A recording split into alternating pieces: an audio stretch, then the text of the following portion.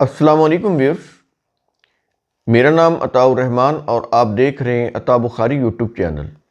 قرآن کریم کی مسلسل ایکسپوزیشن کے سلسلہ میں آج ہم سورہ الانعام کی آیت نمبر 33 کی ایکسپوزیشن کریں گے۔ اس آیت میں رسول صلی اللہ علیہ وسلم سے خطاب کر کے ان کی ایک کیفیت کا اظہار کیا گیا ہے کہ جب وہ لوگوں کو کتاب اللہ کی دعوت دیتے تھے، ظاہر ہے کہ یہ دعوت لوگوں کی بہتری کے لیے تھی، تو آگے سے وہ لوگ غیر سنجیدہ رویہ اختیار کرتے تھے، مذاق اڑاتے تھے۔ ان کو یہ کہا جاتا تھا کہ تمہاری یہ جو روش ہے یہ تباہ کن ہے، تم اس سے باز آ جاؤ، تم اللہ کے قوانین کو فالو کرو۔ تو آگے سے وہ مذاق اڑاتے تھے کہ ہم اتنی مضبوط قوم ہیں، ہمیں کون تباہ کر سکتا ہے۔ ان کے جو سردار تھے، جن کو قرآن جبال کہتا ہے، پہاڑوں کی طرح وہ مضبوط تھے۔ جبال پہاڑ کو بولتے ہیں، تو قرآن میں ان کے سرداروں کو جبال کہا گیا ہے کہ وہ کہتے تھے کہ ہم تو پہاڑوں کی طرح مضبوط ہیں، ہمیں کون ہلا سکتا ہے، ہمیں کون تباہ کر سکتا ہے۔ تو وہ رسول کو یہ کہتے تھے کہ یہ تو پرانے لوگوں کی داستانیں ہیں، یہ جو قرآن جو ہے اس طرح کا ان کا رویہ ہوتا تھا۔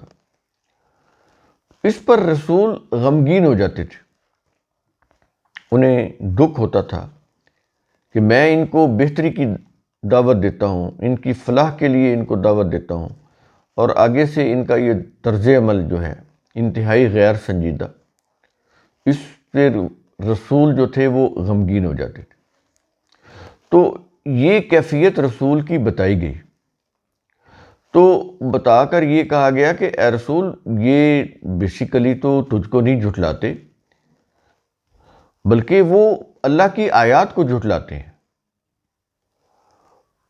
کیونکہ رسول تو وہی کچھ کہہ رہے تھے نا جو اللہ نے ان کو وحی کی، جو ان کے اوپر نازل کیا، وہی کچھ لوگوں کو وہ پہنچا رہے تھے۔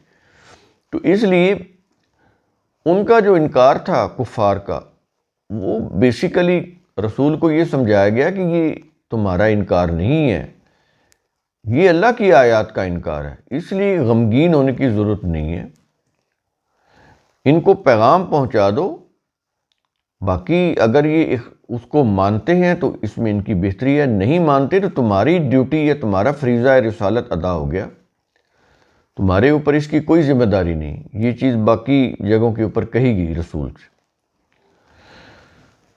تو ہم شروع کرتے ہیں سورہ الانعام آیت نمبر 33۔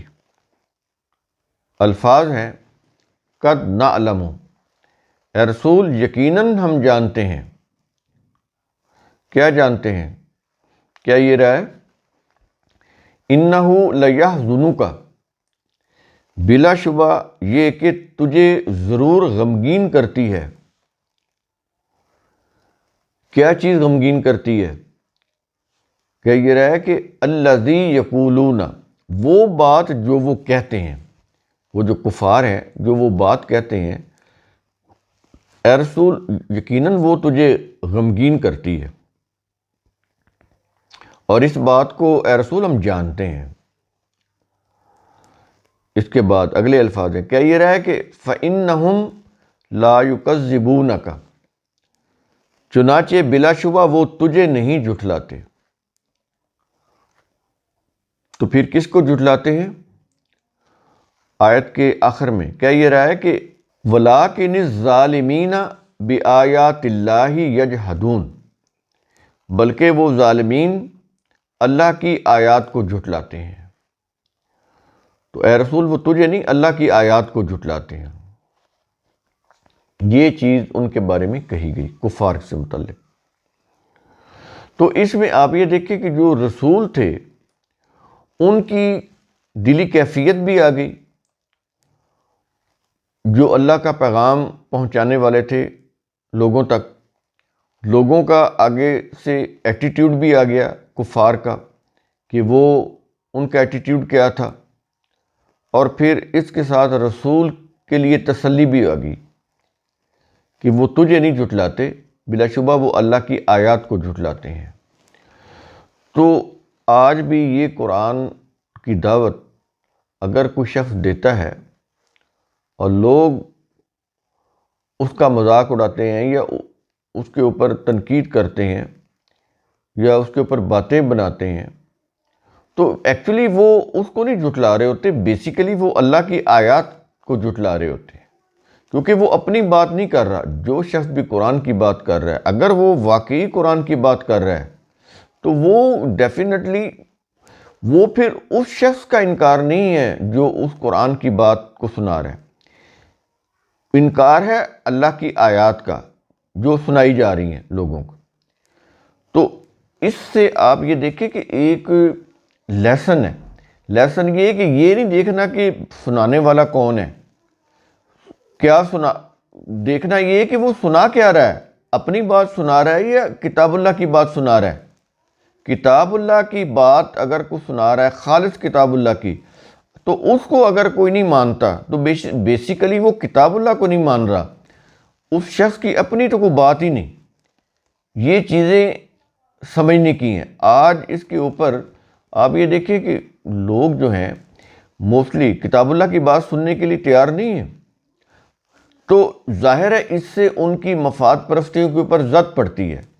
کتاب اللہ جو ہے جب آپ اس کو سنیں گے تو سب سے پہلا جو اس کا وار ہوتا ہے لوگوں کے خود ساختہ عقائد اور مسالک کے اوپر پڑتا ہے، اس لیے وہ قرآن کی بات نہیں سننا چاہتے، اس لیے وہ یہ کہتے ہیں کہ قرآن جو ہے یہ کسی مذہبی پیشوا کے بغیر نہیں پڑھنا یا سننا، ورنہ تم گمراہ ہو جاؤ گے، قرآن مبہم ہے، مشکل ہے، سمجھ نہیں آتا، یہ ساری چیزیں وہ قرآن کے بارے میں کہتے ہیں۔ جب تک اس کے ساتھ روایات نہیں ملائیں گے اس وقت تک قرآن کی تفہیم جو ہے وہ غلط ہوگی۔ روایات ملائیں گے، جو کچھ روایات کہہ رہی ہیں تو پھر ٹھیک ہے، وہ تو پھر روایات کی بات ہوگی نا، قرآن کی بات تو چھپ گئی۔ تو یہ چیزیں اس وقت بھی تھیں اور آج بھی ہیں، تو اس لیے ان کو آپ بڑے غور سے ان آیات کے اوپر توجہ سے اس کو فوکس سے اس کو سمجھنا چاہیے کہ پیغام دراصل کیا دیا جا رہا ہے۔ اس وقت بھی یہی چیز تھی، آج بھی ہے، قیامت تک یہ رہے گی کہ اس کو سنانے والے بیسیکلی جو لوگ انکار کر رہے ہیں وہ ان کا نہیں کر رہے، وہ اللہ کی آیات کا انکار کر رہے ہوتے ہیں۔ تو یہ بڑا سیریس معاملہ ہے۔ کتاب اللہ کو ایک تو یہ ہے کہ کتاب اللہ کو ہی پیش کرنا چاہیے، اس میں اپنی بات نہیں ملانی چاہیے، اور سننے والوں کو بھی چاہیے کہ وہ دیکھیں کہ کتاب اللہ کی بات ہے یا اس میں کوئی اور چیز کی ملاوٹ ہے۔ تو کسی اور چیز کی ملاوٹ ہو تو پھر تو سننا ہی نہیں چاہیے۔ تو تمام تر تعلیم کا دار و مدار جو ہے وہ صرف اور صرف کتاب اللہ کے اوپر ہونا چاہیے۔ جتنی بھی یہ جو مذہب کی روح سے ہم پیش کر رہے ہیں، ہمارے ہاں جو پیش ہو رہا ہے وہ کتاب اللہ نہیں ہے، وہ مذہبی چیزیں ہیں، مذہبی رسوم، مذہبی وہ عقائد، مذہبی داستانیں، قصے، ان کا قرآن سے کوئی تعلق نہیں ہے۔ تو قرآن کریم کا اصول ثم تتفکروا، اس کی روح سے آپ خود بھی سوچا کریں، غور و فکر کیا کریں۔ شکریہ۔